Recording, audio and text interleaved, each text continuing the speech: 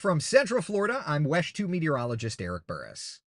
And in Savannah, Georgia, I'm WJCL 22 Chief Meteorologist Jeremy Nelson. So, Jeremy, here we are, a couple weeks into hurricane season, had our first major hurricane, had a Category 5 storm already, and now it has weakened, and is just a depression.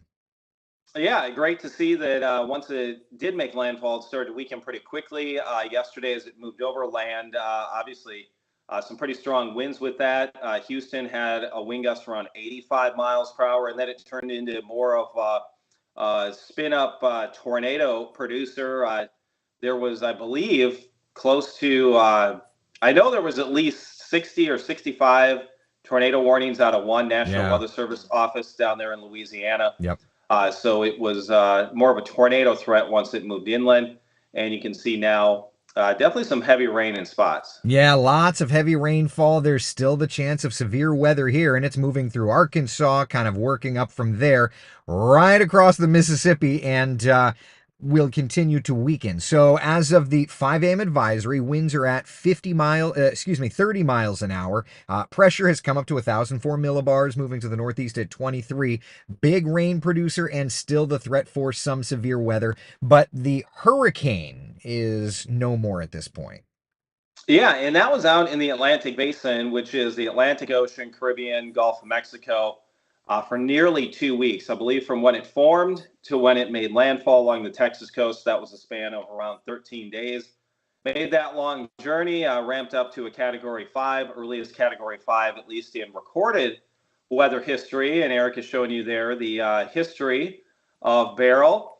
And it, crossed the Windward Islands and then made a very close pass to Jamaica and the Cayman Islands, across the Yucatan.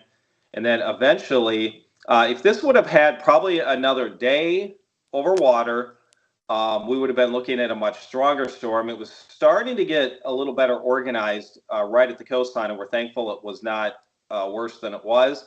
And I think if it would have spent any more time over the water, we could have seen that turn a little bit harder into Louisiana. Yeah, no doubt about it. But this is the way that it played out, right? Earliest Category 5 storm on record. I mean, it was a beast. And I think for the most part, that Category 5 wind stayed out over water. So to that point, for our friends in Jamaica, for example, the Caymans, they really dodged what could have been a significant storm.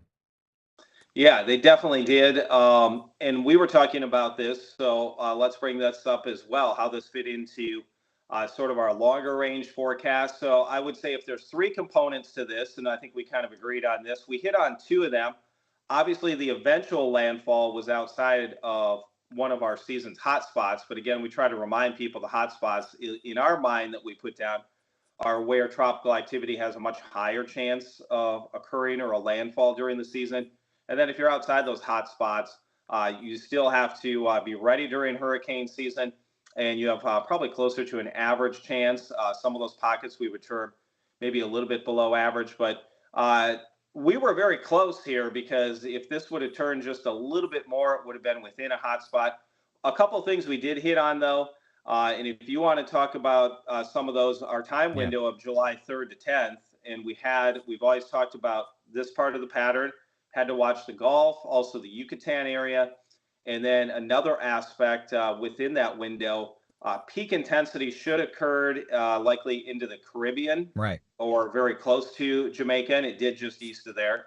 So I would say two out of three things. And then we've noticed in parts of the pattern, a low always wants to go towards the Yucatan Yep. and weaken around there. And that's when we saw this at its weakest point, and then emerging into the Gulf before it reemerged as a hurricane before landfall. So I would say overall, this part of the pattern, it's something that we had identified. Yeah.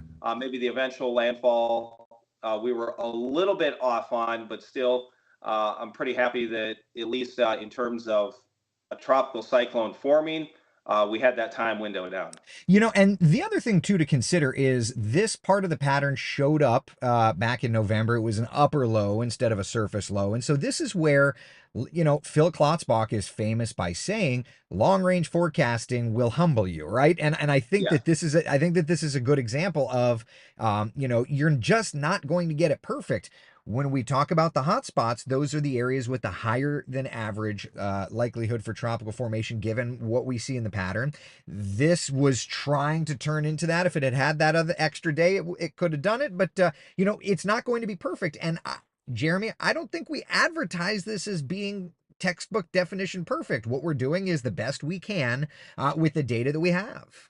Yeah, and I think I don't have the exact percent, but if we take all of our forecasts, all of our hot spots, the landfalls, I think we have around still 75 to Yep. 80% of the landfalls have Yeah. been within our hot spots Yeah. during, if you look at all the years that we've been forecasting long range. So that's a pretty significant number of accuracy when we're talking about forecasts that are put out on March the 1st. And again, we debated whether we should make the hotspot in the Gulf a little bit bigger, Yeah. but then we get to a point where we're like, well, then someone could say, hey, you're just covering Right. the entire Gulf Coast. So obviously the Gulf Coast, we think that is number one Yeah. hotspot along the U.S. coastline this year. And I don't think our thoughts have changed on that. No, and to your point, a 75-80% success rate, A, is greater than I feel like I could ever actually hope for in this sort of thing. And B, we've talked about this year being complex, but really focusing on the Gulf. So this isn't, it's not out of left field.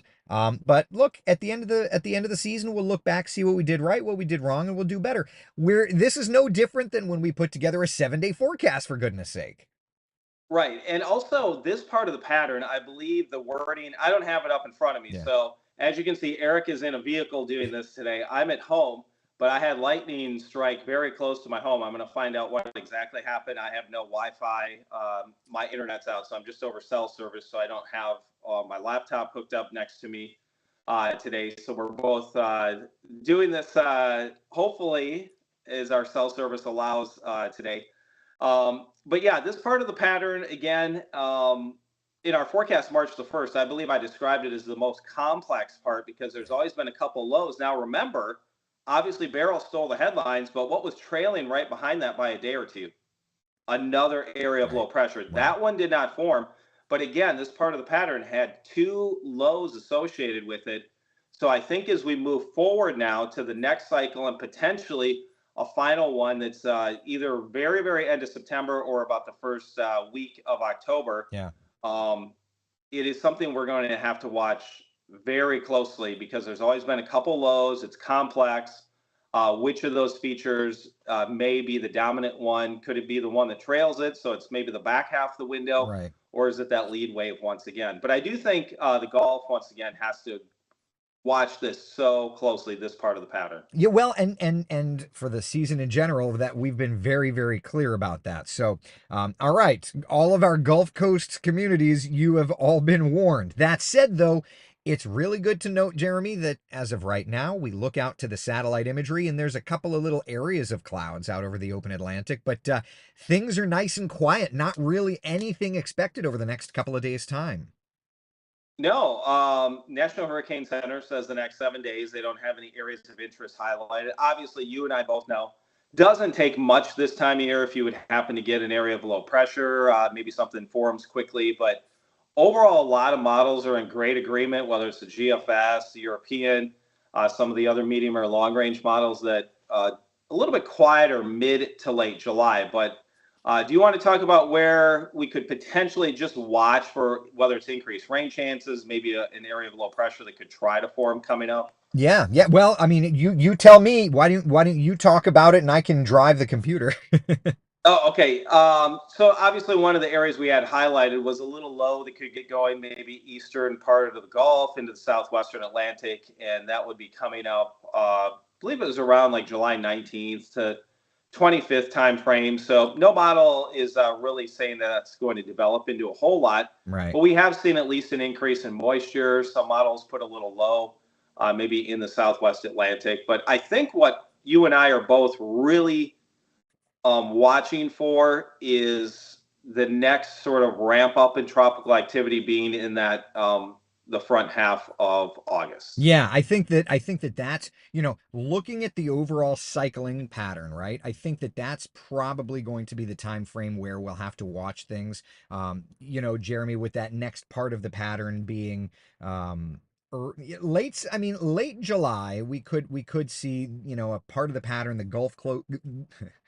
Need more coffee. The Gulf Coast low, that does look to try and recycle back around on what is it, July 19th through the 25th. So that's going to be an area. And that kind of is an indicator from what you have talked about. I see on some of the models maybe some higher moisture. Nothing's biting on much more than that, but there's your start, and then after that we get into more activity, kind of trying to get going in that Gulf to Carolina low part of the pattern. Yeah, and it may only be like a little reflection. A lot of times, as we always say when we make these forecasts, we don't even think every single one of these will develop into something tropical. But hey, the pattern is still cycling, and a lot of these times you just see an area of low pressure. Well, this time with obviously with Beryl, we did see a tropical system develop in that time window, sort of move into that area we had highlighted. So as we move into around July 19th to 25th, we'll just kind of watch the areas around Florida, Southwest Atlantic area. But I think we're really focused on once we move into August to watch for some development. No doubt. So August 5th through the 12th, that's going to be a key. And then this Beryl part of the pattern recycles again, looking more August 18th through the 26th. So it'll get toward the end of August there, Jeremy. Yeah, Yeah, we're entering into a bit of a quieter pattern here.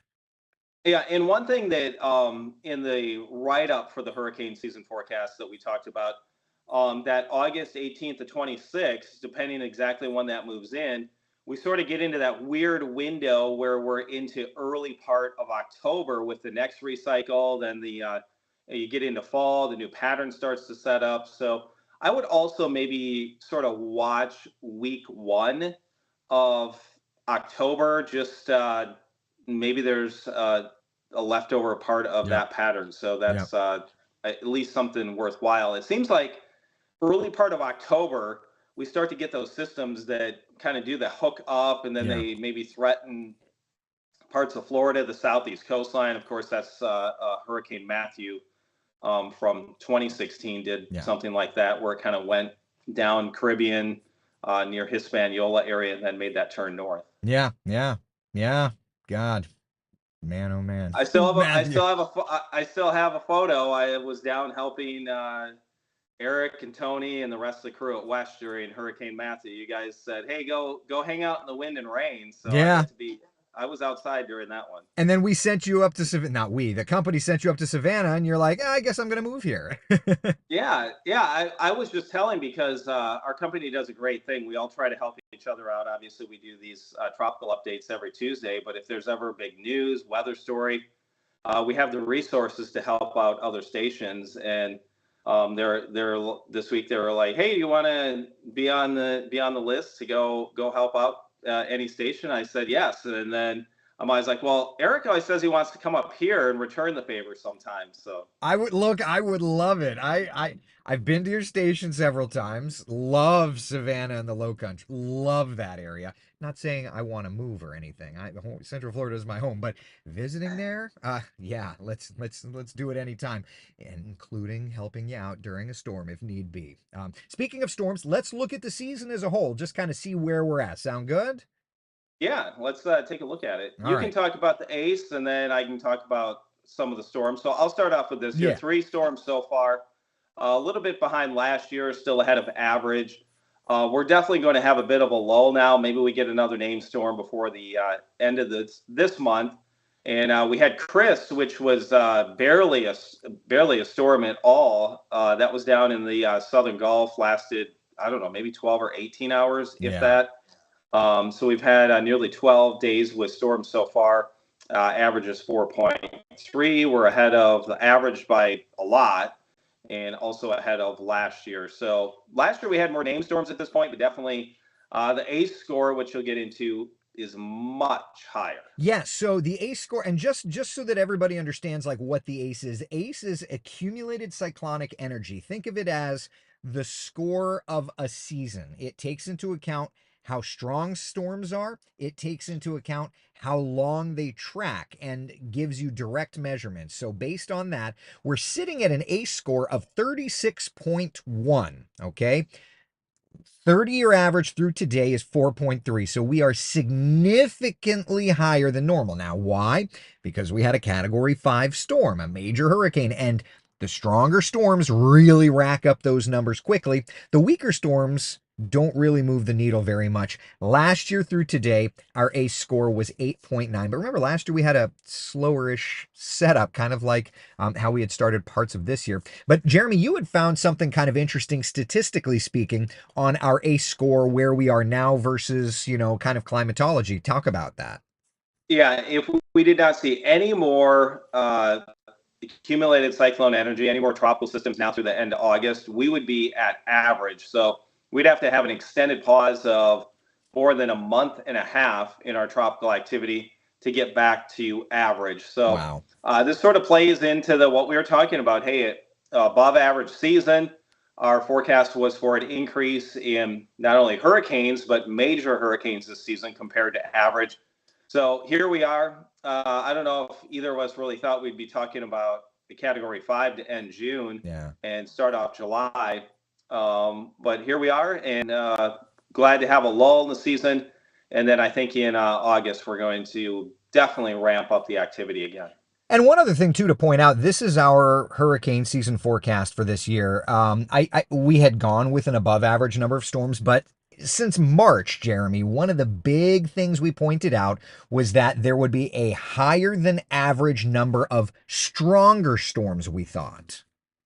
Yeah, we have 3 to 5. We'll see what happens in August. If all of a sudden in August we have a couple major hurricanes, we may end up above that 5 because you still have peak of September, which is in peak season, a little bit of October, where the tropical activity is usually fairly active in that month, and then it really trails off later October into November. So I think in terms of named storms, as long as this lull plays out as we're thinking, 2 of our busier months, August, September, we'll see how that plays out.